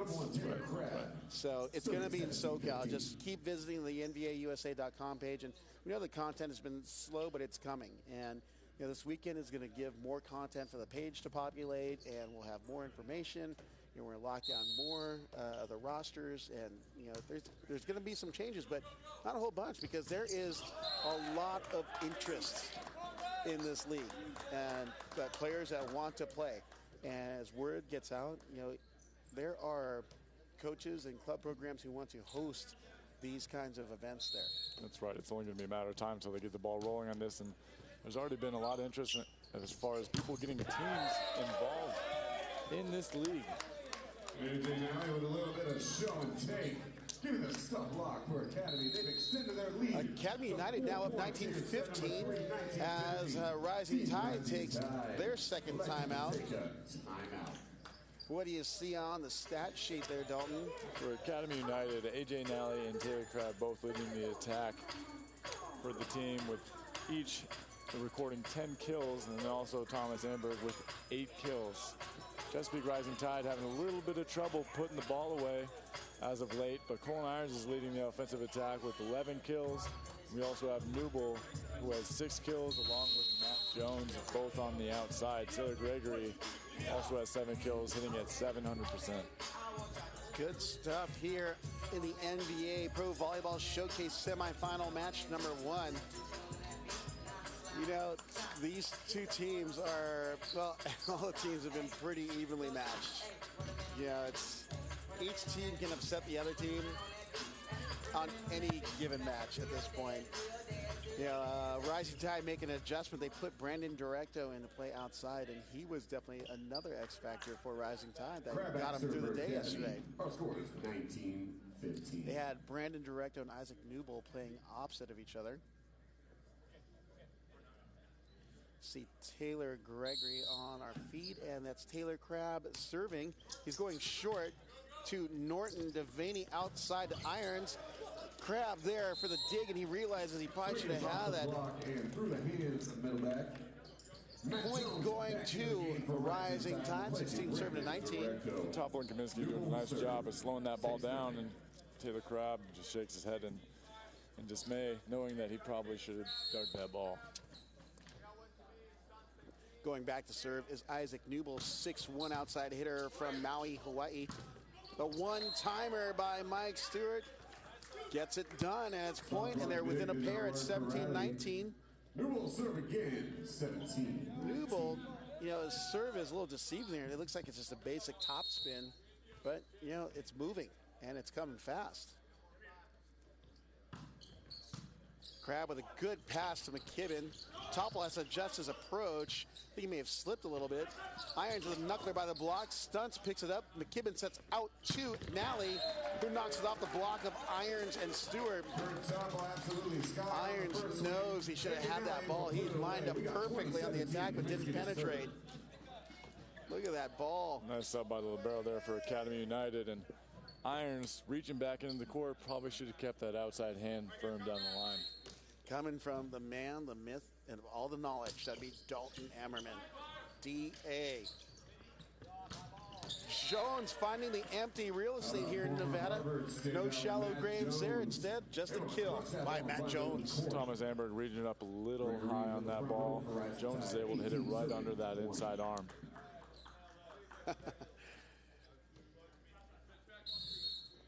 18 looking at 20s, Claudio Borgiati. Nice fun fact, Taylor Crabb played with a Rising Tide in the PVL tournament at USA Nationals 3 or 4 years ago. That's right, I think. Well, he sold out is what happened. Here we go, 21-18. I think Benny Devaney was also on the team at that time, along with Colin Irons and also high flyer Jeff Menzel. Jeff Menzel is another one of those guys. I'm pretty sure he has no limit to his jump. I've seen pictures of him where his reach is above the pin. Yeah, when he jumps, he just seems to keep going up. Top of the jump serve down the line. Jones with a pass off the net. Irons with a swing off the block of Nally. Little mano-a-mano action out there. Abusing each other's outside hands. He'll serve 19-21. 19 look at 21. Rising Tide trying to chip away at the Academy United lead. Hand pass by Nally McKibben to Amberg on the power dink. There are other things you can call that kind of hit there, you know, the missed hits, but not a whole bunch of power. Yeah, I'm not sure. Maybe a little bit of a waffle. Waffles sound good right now, especially at the buffets here in Vegas. Oh, my goodness. 22 serving to 19. Nally floats across court to Jones. Matt Jones off the block of McKibben. McKibben, that swipe, and he's 2 for 2 on kills, hitting 1,000. Riley McKibben, when he gets a chance to swing, he's got some good stuff going on. Wow, look at this nice move. Just going over, reaching outside of his body. And then Matt Jones is in the net, but Riley McKibben. Riley Jones, he's more of two. Riley McKibben with a really nice swing on that overpass. But to take note, though, is that wrist snap that he had at the end of that. Net violation called against Amberg on the Academy United side. Our score is 20-23. 20 looking at 23. Rising Tide serving to Academy United. Jones serving it up. Shallow serve to Stunts. McKibben back steps. Look at that. Thomas Amberg, and that is a backyard barbecue. Quick back feed, big blast on a solid approach. And we have set points serving the 20. Really nice play run there by the Academy United offense. Thomas Amberg up nice and early and just no one around to stop him. Look at that laser by Amberg. Devaney sets TG13 or Taylor Gregory of the Beach. Formerly of the Beach. My bad. 21 serving to set point number 2. For Academy. Rising Tide. TG13 went to Long Beach State, play it a year. Let's see, where is he at for a year? I think he was over in Finland. Service goes long, giving Academy United the third set and the 2-1 lead for the match. Look at this, Dalton. 25-21, 25-21, 25-21. 3 of a kind is a winning hand. Yep, that's been the scores for our sets, but it's been Rising Tide, then Academy United, then Academy United. And there seems to be a little bit of a pattern brewing here. Rising Tide came out really strong in that first set. It's going to be interesting to see if they can gain some traction, get back into this match, and hopefully slow down Academy United's offense. Well, we're going to have a special treat for you here at the NVA Pro Volleyball Showcase. And I think you'll enjoy this one here. So we'll take a few moments here, go over some numbers. For Rising Tide leading the way, Cullen Irons, 13 kills, hitting 46%. You've got Mike Stewart, 13 kills, with 73% hitting efficiency. And for Academy United, looks like on the kill side, I don't know if that's right there. Got Thomas Amberg, 10 kills. AJ Nally, 11. Taylor Crabb, 10 kills. So I'd like to announce our NBA 2018 season coming up here on the West Coast first, January 27th, 28th, hosted by Academy United. That's in Northern California. And then the East Coast, February 3rd and 4th, hosted by Team Pineapple in the Angola, Indiana area. And then there will be an NBA season championship in May 2018. The event location is TBA. So the goal is to have 6 major events between East and West Coast teams. Top teams go to a Final Four in May. So I'd like to introduce you online here, visiting us from Sweden, opposite hitter, Marcus Nielsen. Good to have Marcus here on board. Hi. Oh, gosh. Yep. Loy Ball pulled an ace out of his sleeve and said, I'm taking Marcus on my team for Team Pineapple. It's been so incredible to have you playing. But I definitely want to ask you some questions, and while the play is going on, may I ask you some more? Yeah, you down for that? Yeah, sure, no problem. It's awesome being here. Well, talk more about your experience here playing in America's first men's pro league. Yeah, it's been awesome. I'm so happy that Lloyd asked me to come here and play. The organization has been so incredible. I didn't really know what to expect before I came here, but it turned out to be an amazing event. So I'm so happy I got the opportunity to come here and make history, really. Right. Now, you played multiple seasons abroad for some of the best countries and the top teams. Can you talk about your experience having to play in other countries than your own? Well, actually, I've never had the experience of playing in my own country, so it's always been abroad, so I'm kind of used to it. I've done 16 seasons outside of Sweden, and I've been everywhere, like Russia, Italy, France, Greece. So that's been my life for the last 16 years, and I love it. It's an awesome life. I'm so fortunate to be able to play volleyball. That's incredible that we're able to get you here. Now, as far as your experience in playing your 16 seasons, what would the international community feel about an American league starting up? I think everyone would love it, because USA has so many great players that if you don't play in the national team and the European teams see you, then you have no chance to get a contract, and then after college it's over. And it's such a shame because there are so many talented players in this country, and I think many European players, they would love to come and play here because everyone knows that America, when they do something, they do it great. They are creating events that are amazing, and we've seen it here. This is just the first event, but it's been great. So I think everyone would love to have an American Pro League. That's great to hear. Some of the guys that you're playing with on your Pineapple team, I'd be in awe to be able to play with you on the same court. It's been a great experience for them, but even some of the older guys here, like, oh my gosh, that's Marcus Nielsen.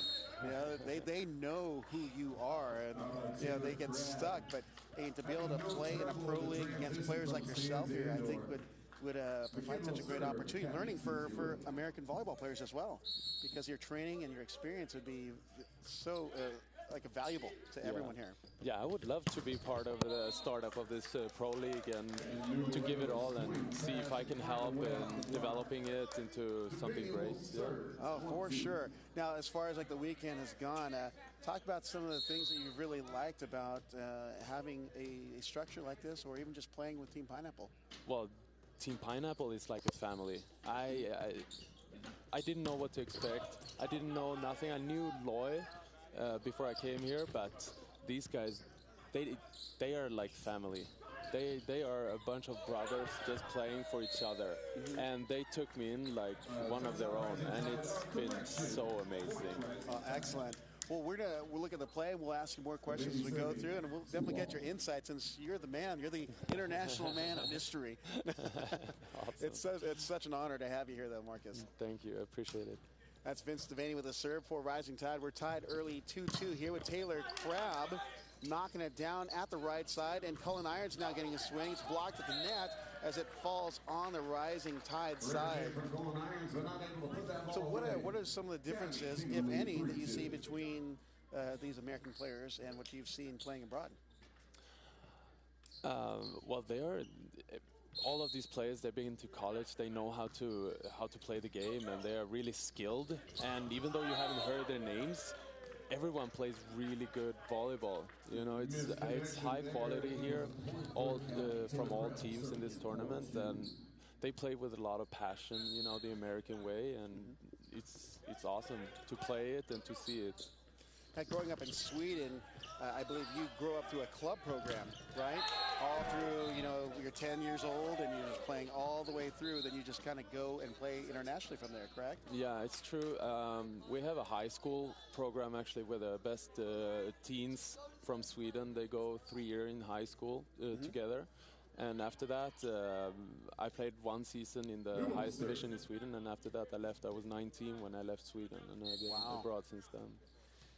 As far as playing abroad in the other countries, what has been your favorite country to play in? Oh, that's difficult, but I gotta. I think I gotta say Greece. You know, because the passion that the Greek fans has for volleyball or for sports in general, it's fantastic. You know, it's always packed.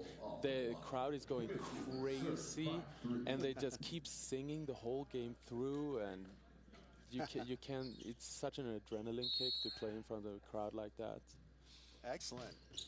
We got Conrad Kaminsky with a jump float. Hitting at the outside is Matt Jones, who ping-pongs it off the block, and it makes it 5-5, I do believe, if the scoreboard is correct. Actually, it's 4 serving to 5. It's Stewart going back to serve. Can we get a fresh ball? Thank you. Yeah, we've had some excellent play. I don't think there has been a single match that has been low energy at all. Can you talk about the energy on the court, and the excitement? Yeah, I think all the players who are here, they realize what a big thing this is, and the opportunity. If we play well and if we promote the sport well, this can be a huge thing. And I think everyone here, they want to create something big, so everyone, they came with great energy, and we've kept it the whole tournament through. And I think all games have been really high quality with passion and atmosphere. It's been great. That seems like through the entire matches, every point has been a battle. You know, there may have been a few unforced errors here and there, but that's to be expected. But for the most part, teams have been playing so hard, like Taylor Crabb there on that big blast. Yeah, everyone is playing their hearts out. You know, everyone wants to be in the final and create history for the first pro league in America, of course. There have been some 5-setters, and in fact, Pineapple was involved in a few of them. I mean, the level of energy and the competitiveness of all the players on the court, you can see it come through. Loy, you see that look in his eye. Yeah, you know he loves to compete. I bet he missed that. Matt Jones going back to serve for Rising Tide. Pass by Taylor Crabb. Her topple banging away at the right side for the point for Academy United. Now, obviously, we've got some beach volleyball stars playing here. What are your thoughts on having these guys play in the league as well? Well, they're doing a great job. You know, anything to raise the level of the play here. You know, they're talented players. They're coming from the beach, and I welcome them as long as they raise the level of the game here for sure. Yeah, I try to follow international volleyball as best I can, going to these Russian sites, all these hack sites that are able to get the international feeds. Right. But it's so hard, and I think this is such a big step for America because, I mean, yeah, there is good play abroad, but like you were saying earlier, you know, you have college players that play here that have great talent. They finish college, they don't have anywhere else to go. You know, what would it be like for get a few international players like yourself in here to play against like these guys? Is it something that looks very, I guess, luring to international players? I think so, definitely, because as I said before, whenever America does an event, they do it really well, and you can just look at this tournament. It's been a huge success, and I think it's very attractive for European players to come here and to play in front of a crowd and with the atmosphere that these events create. So yeah, for sure, I don't think it will be a problem to find great quality players to come here from Europe. Yeah, obviously the only kind of exposure that the American fans have to international players is when the national teams bring in teams on like friendlies, or if they host what was formerly World League for the men and Grand Prix for the women. It'd be so incredible to see those players mixed in with the American players because, one, it's such a great cultural experience for American players to interact with foreign players, but vice versa. Yeah, for sure. I think it has the great potential, to get a lot of foreign players coming here and helping the Americans to raise the level and create a really great league. Now, it's our hope that, all of you online, I can see some of the comments are coming, but I'm here with Marcus Nielsen, former Swedish national team member and world traveler when it comes to volleyball, but just a phenomenal baller on the court. Last night in your match, Dalton and I were talking about Blizzard saying they're just trying to get you off the service line because you were serving so hard. And what was it like playing against David Lee, Russ Holmes, and Paul Lotman? No, it's fun. You know, I played against those guys before in Europe, and I played together with David Lee actually last season in Turkey. And you know, they're great players, and it's always inspiring to play against such players. So I just wanted to do the most I could to help my team and to beat them, but unfortunately we couldn't. But I think we put up a great fight, and I think it was a good game. Unfortunately, Blazer won, but hey, it's volleyball. Could have gone either way. Yeah. I mean, there has been nothing predictable about the matches here in the tournament, and we saw that last night because a team who was winless in pool play, Team Sizzle from Arizona, took out the top team in the other pool, who was undefeated. Chicago, I believe it's the Hit Icemen, and they're going to be playing in our second semifinal match. Now, from playing with the other American players abroad, I mean, you've obviously established relationships with these guys because you're playing together. You've been gritting and grinding and working hard. I mean, that's the other aspect that could build such a great community, not only here in the United States, but around the world. Yeah, it's true. It's true. Wherever you go, wherever you travel, you always find friends, either that you played against or that you have played with, and it's so much fun. Next week, I'm going to California for a week of vacation and seeing some old teammates of mine. I'm gonna live with David Lee out there for a week, you know. So it's like a big family. Yeah, it's awesome. Who are you visiting in Southern California? Don't mind me asking. Well, no, obviously David Lee's, and you know they live in the beach communities there. So yeah, exactly. I'm gonna live with him and just see some friends who live there, some old volleyball players, and actually some Swedish friends who happen to be there right now. Good. So yeah, it's gonna be fun. Gonna visit Disneyland? I might. Yeah, it's a great place. And that's the other thing about coming. Well, big block by Thomas Amberg and AJ Nally. Amazing. Let's see about your volleyball knowledge. What did Thomas Amberg do right out there to get to that ball? No, he just read the ball very well, and he just got he's huge, you know, so he just got his hands in the right position, and great block.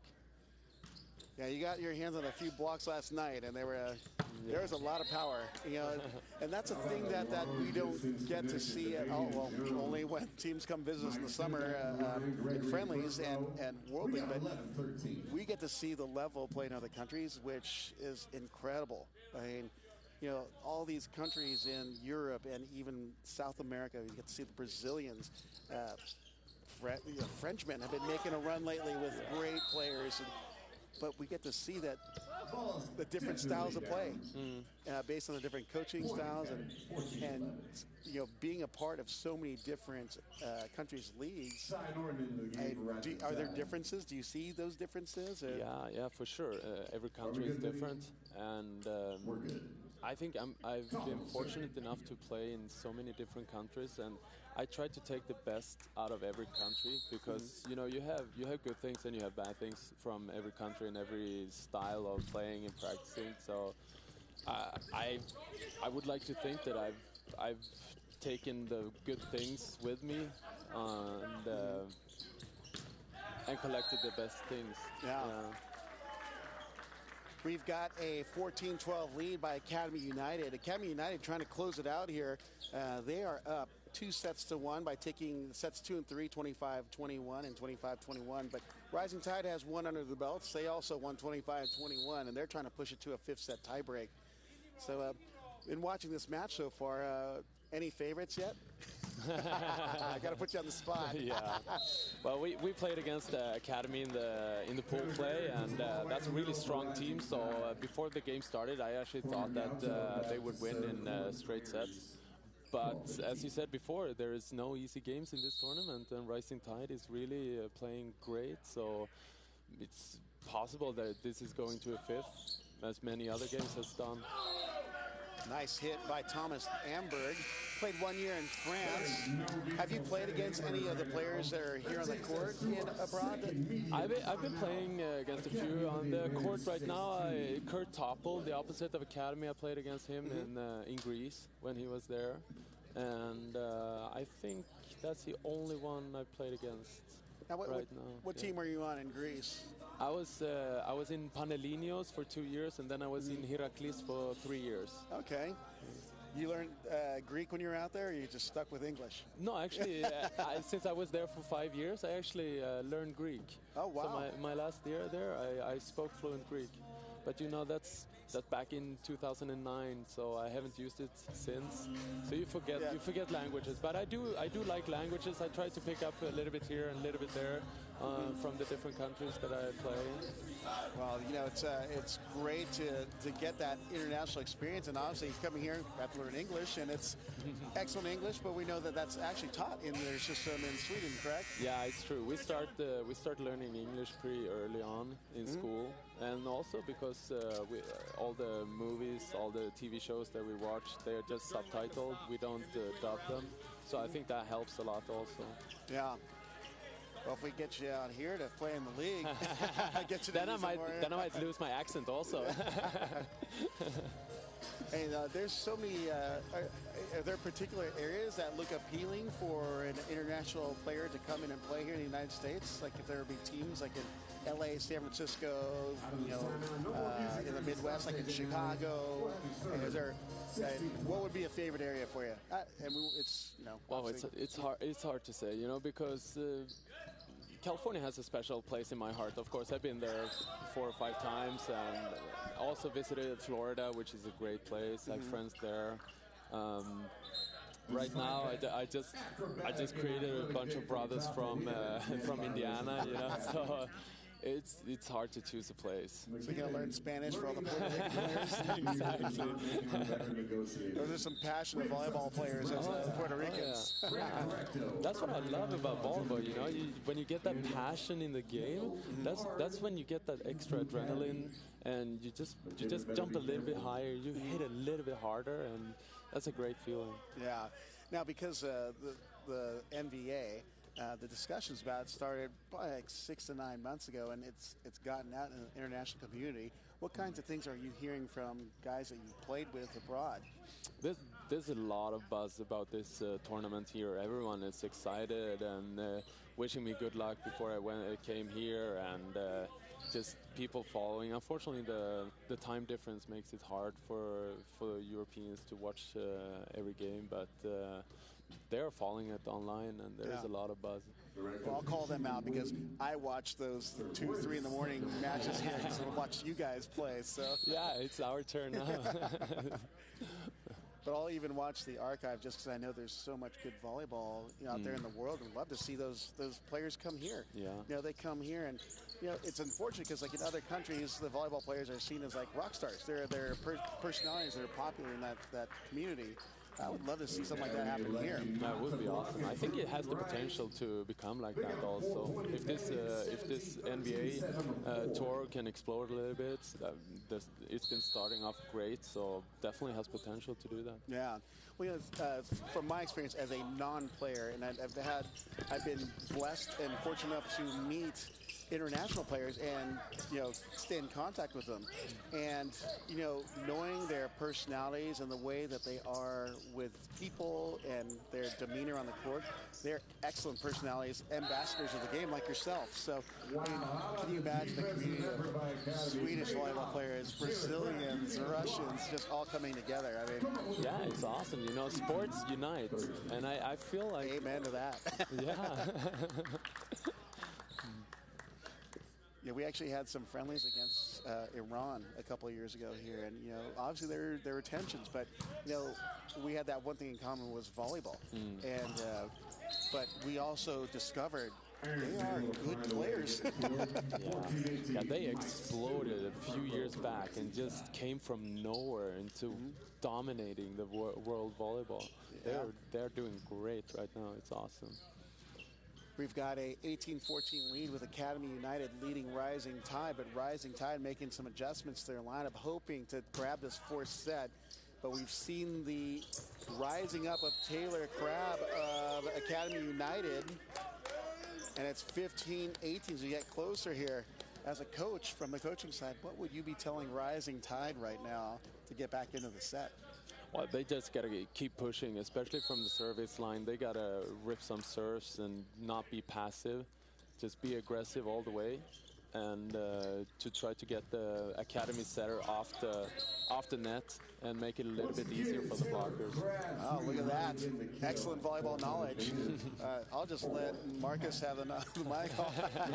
And if you're just joining us, I've got Marcus Nielsen, just international volleyball star. I mean, hopefully you've caught some of the play in the previous matches for Team Pineapple, but exceptional performances, and it has been such a joy and pleasure to watch because, you know, I personally would have gotten hurt by balls if behind.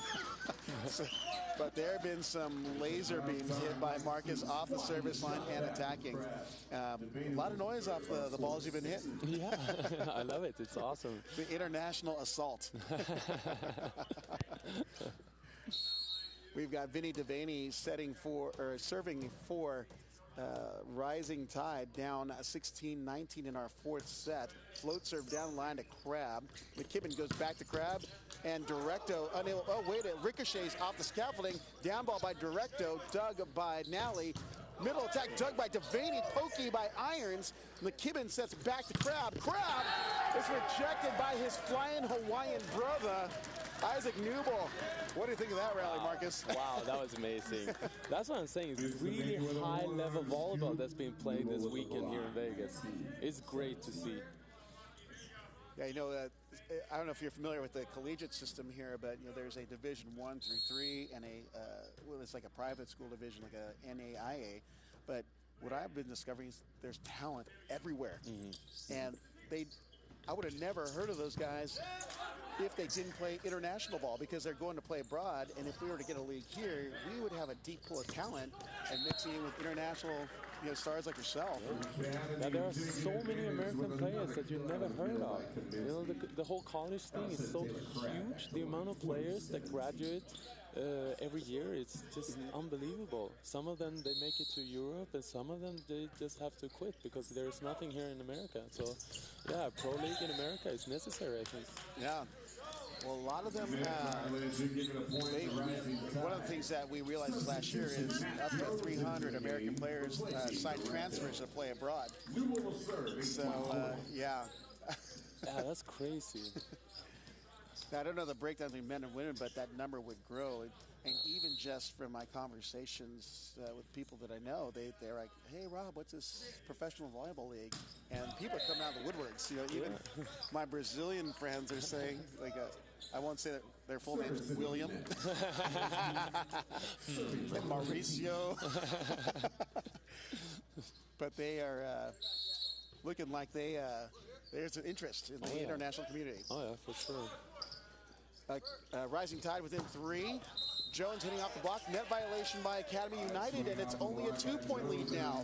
19-21, and it's getting tight here in the tail end of the fourth. I think they're taking your advice there, Marcus. They're serving more aggressively. Exactly, yeah. They're not being conservative at all. They got nothing to lose. They need to win this set, and they need to go for it. There you go. See, you got the personality, and when your playing days are over. Exactly. A personality online doing streams. Now, how's your stay been so far here in the States? Did you come in kind of late, or did you come in early and adjust? I came in Wednesday afternoon, so I've had a couple of days before to adjust to the time difference before the tournament started. But it's been intense. Good. You know? Yeah, it's been fun. It's 22-19. We're going to focus on the play because it's getting close to crunch time here. Someone's got to take this set, and it is another net violation called against Academy United. It's like all of a sudden Academy United started getting a bunch of unforced errors. They're starting to get nervous. Yeah, getting some messages here. Champions League MVP, Marcus Nielsen. I like that. Yeah, it's true. Colin Irons going back to serve for Rising Tide, and it's turning into a tight one here towards the end of the fourth set. Taylor Crabb banging out of the back row. Can someone in this tournament stop Taylor Crabb on the big? Not that time. Yeah, he jumps out of the building. Oh yeah, he really does. Great player. Taylor Crabb played 1 year in France and then picked up the beach game. So, yeah, we know there's a bunch of people out there that can play at a very high level, and that's what I've discovered. Even, I like the little guys, obviously. Sean Dryden on your team, Pineapple. Yeah. Big, oh, Riley McKibben. Oh, the smile across the net. Oh, he's laughing. He does not want to play a fifth set. We have match points serving the 20, and it looks like it's AJ Nally stepping back serve for Academy United. That was a big block by Riley McKibben. Oh, the crowd getting into it. I want to go fifth set, though. Yeah, of course. I love the action. Yeah, exactly. TG13, Taylor Gregory says, not quite yet. Taylor Gregory, Matt Jones. So it's like I said, it's like we don't get to see this. I'm hungry to see as long as they can go. Yeah, for sure, for sure. For the audience, it's awesome. Best of 7. Yeah. 21 served to match point number 2. Taylor Crabb knocks it down for point set and match as Academy United pulls it out down 0 sets to 1 to take the next 3. 21-25, 25-21, 25-21, and 25-21. And I'd like to say thank you to my color commentator, Marcus Nielsen. Champions League MVP. Thank you very much. It's been a pleasure. It's been so awesome to have you here. I'm really, Appreciate it. like seeing you play has just brought new eyes to the potential of this league, having international players come in and just become superstars. So thank you for coming out for Team Pineapple, and hopefully I get pick with you soon before you leave here today. Oh yeah, definitely. Thanks a lot, Marcus. Thank you.